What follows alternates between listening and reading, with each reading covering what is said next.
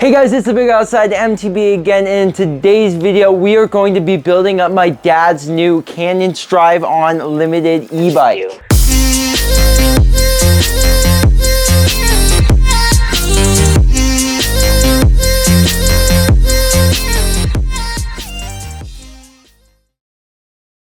So before we get into the build montage, I wanted to give you guys a quick overview on what comes with this bike and what we're going to be upgrading. So this bike is equipped with some of the nicest stuff from Rockshox and SRAM. So as you guys can see here, it comes with a Super Deluxe Ultimate air shock.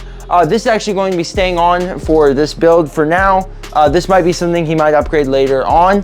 And then it also comes with the Rockshox Zeb Ultimate. This is the 2024, so it's got the new Buttercups. And I forgot if they changed anything with the damper. I'm not super up to date with Rockshox, but it's got one of the nicest forks you can get from Rockshox in the 38mm stanchions. And then for brakes, it's got the SRAM Code RSCs. These are going to be another thing we're going to be upgrading on this, mainly because I've never liked, me nor him have ever liked how Code brakes felt. So we're going to be replacing those. We'll get into that, what I'm going to be replacing them with in a bit here. But then it's also equipped with one of the best drivetrains I've ever used, which is the SRAM transmission. This is the XO model. XO is definitely not necessary, but in this case it just looks cool and it's kind of what came with the bike. GX works just fine. That's what I run on my personal Bronson. And then it's also got, for the dropper post, it's got whatever the standard Canyon one is in 170mm. This may not be getting replaced. I might replace it with the one that's on my dad's Bronson now, because this might be a little short. There's probably nothing wrong with it. And then the cockpit, it comes with the normal Canyon stuff. So the 31.6 bars with the stem. I forgot what the length of the stem was. And then it's also going to have their regular grips. That most of the stuff in the cockpit is going to get replaced, but most people replace the stuff anyway when it comes to getting it to feel the way you want it to feel. Then it comes with the Ergon. I think this is the SM mountain bike seat or whatever it is. I'll correct it on the screen if I got that wrong. And then the heart of the bike, the motor, it is using one of the best motors that Bosh has to offer. It has the Bosh CX race motor, so this is going to be the most powerful motor that they sell. I'm not sure what the 100% what the specs are on this motor, but it's one of the best motors that they sell, so I'm super stoked to see how he likes it. And then I guess now we'll get into what we're going to be upgrading this bike with. So firstly, we're going to be upgrading the brakes with Hayes Dominion A4s. These brakes I don't have much experience with. I actually just installed a set on my Bronson coming off of Magura MT7s. So I'm really excited to see how I like these and how he's going to like these as well. I hear amazing things about them. And anytime when I was at Sea Otter this year, the brakes felt amazing on all the bikes. I felt like they were always feeling really, really stiff. But as in, when I say stiff, I mean how they almost hit a wall and then they don't squish much past that. I really like that feeling. So I wanted to try out the Hayes Dominions for myself. And he's also going to be experiencing Hayes Dominions for the first time too. And so those are front and rear. And then he wanted to also try some Oneup Carbon handlebars. I've been running these for like 2 years now, and I just love the way that they feel immediately on the trail. I could feel the flex, and I was really stoked on that. So these are the e-bike versions, which I don't know. From what I remember hearing, these are going to be more compliant. I'm not 100% sure, but I also realized that they're really not necessary because this e-bike is equipped with this controller up here, which I guess is Bluetooth to the motor. It basically switches the modes, to turbo, trail, whatever, eco. So I don't think that we even needed the e-bike bars, but these may or may not be more compliant, but nevertheless, they're Oneup bars. I love Oneup bars. Sponsor me. Okay, and then one of the last upgrades that we're going to be putting on these bikes is these grips. I, again, don't have any experience with these. These are the PNW Loam grips. I've always felt like they felt really, really good. And I've just stuck with the ODI long necks because those are my tried and true. Love those grips. They feel really, really good. So, but he's going to try these out. We'll see how they feel. If they feel really nice, maybe I'll have to try them out as well. And then one more thing that I didn't actually put, over here. We have a fender for the fork, but you know, is that even an upgrade? That's kind of just an add-on. So yeah, that's enough with that. We're gonna get to the bike build. Another thing I need to do with this bike that I wasn't planning on having to do was switch these wheels out to tubeless. I forgot that most bikes, or all bikes that come from the manufacturer, always end up shipping with tubes. So thankfully I have sealant, and I think I have a couple of valves lying around that I can use for these wheels. And so yeah, let's get to the build montage.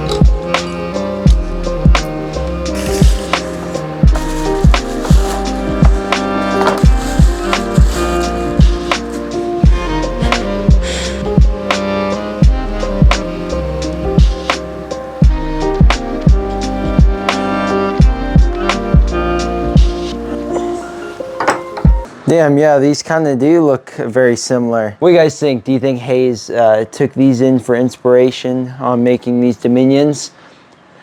I don't know, but to me they look pretty similar. Well, that was a pain in the butt. There's a lot that I did not end up showing you guys because I was having a little bit of it was a little tricky to get the rear brake on. So I finally got it routed through the frame, but it required me to end up dropping the motor. I also had to drop some of the linkage, and oh my gosh, it was gnarly. But I think it's just kind of how a lot of this, oh shoot. I think it's just kind of how a lot of this e-bike stuff goes, is that there's just kind of a lot going on. So, and especially when you start to have, like, you know, this stuff that's through the headset. It's really clean, but if you think about it, it's going to definitely require extra work to get through the headset. Yeah, I'm mostly just going to get this clamp on, and then I got to figure out how long I want the cable to be. I roughly want it to be the same length as the original one, which might actually be this entire length of cable. So we'll end up seeing, I'll see what it ends up looking like. Just roughly putting things where they're roughly supposed to go. These things are so much nicer to work with sometimes, these brakes. It's like really nice.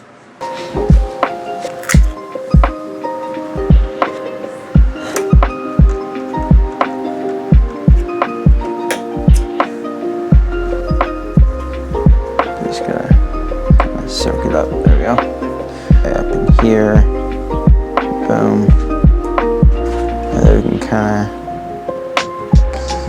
first probably want to guide it in there. All right, just push this puppy in there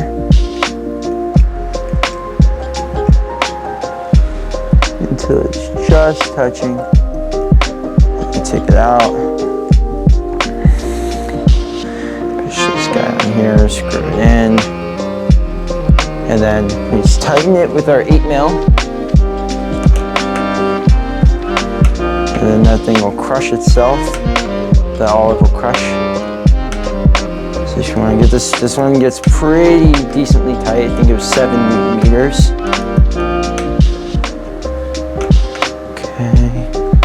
go until there's like 2 threads showing too. I think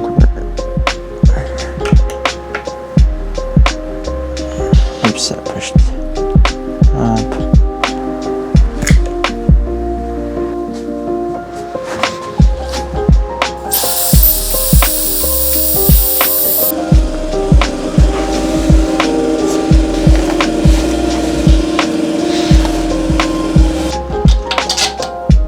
Okay, so 5 ounces of sealant.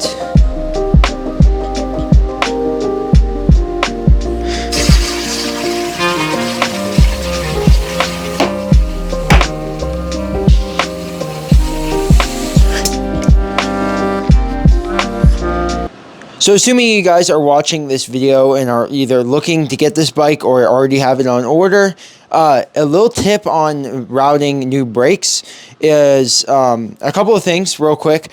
So if you're used to a traditional bike, you're going to think that you just run the brake down through the either internal routing or whatever the heck it might be. Either it's a hollow frame or it's got those really nice little tubes or whatnot. So a little tip on the e-bike. So the e-bike, this specific one has the tube that goes through here, so that makes it really easy.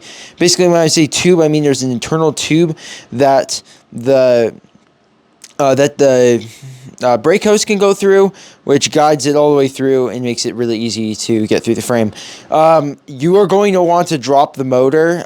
Dropping the motor made it way easier for me to figure out where it's coming out of and where it needs to go. So I would recommend dropping the motor. I know it's a hassle, but it's only 6 bolts, not a huge deal. Remember on that last bolt, to not drop the motor, I accidentally did that. It wasn't a big deal, but if it dropped hard enough, it might break wires. So that you're also gonna have to pull the battery out. You do that before the motor.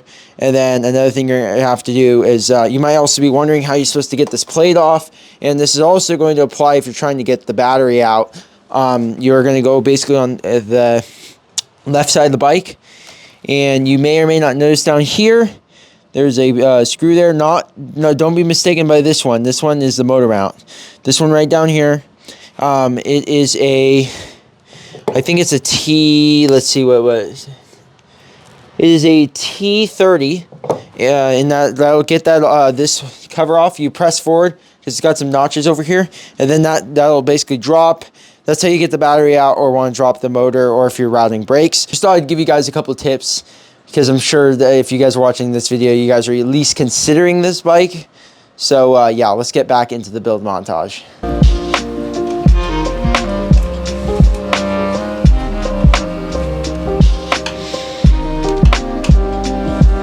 Just needs to go back. Boom. There we go.